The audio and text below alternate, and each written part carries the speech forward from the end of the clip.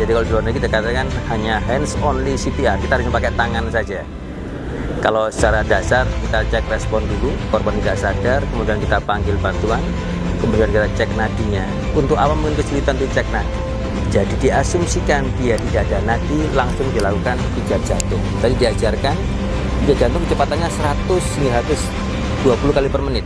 Untuk permudah dibuatkan lagu tadi itu lagu secara internasional ya, dipakai oleh American Heart Association karena ketukannya itu 100 kali per menit. Lagunya The Bee Gees, Staying Alive.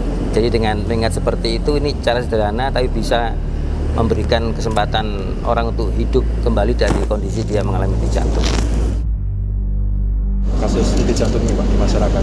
Iya, di masyarakat dikatakan bahwa di textbook, di koran, di media, penyebab henti jantung kalau di Amerika ya, itu setiap 90 detik ada laporan satu orang mengalami henti jantung di Amerika, sehingga dikatakan per tahun laporan di emergency medical services di sana itu sampai 350.000 per tahun jadi henti jantung di Amerika.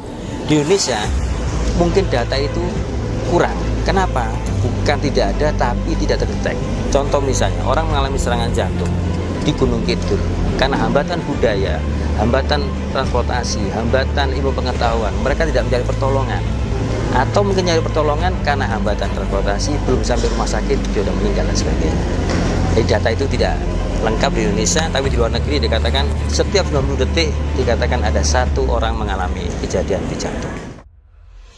Kalau kita membiarkan orang itu henti jantung, dari 10 orang mengalami henti jantung hanya satu orang yang kemungkinan akan survive atau hidup lagi.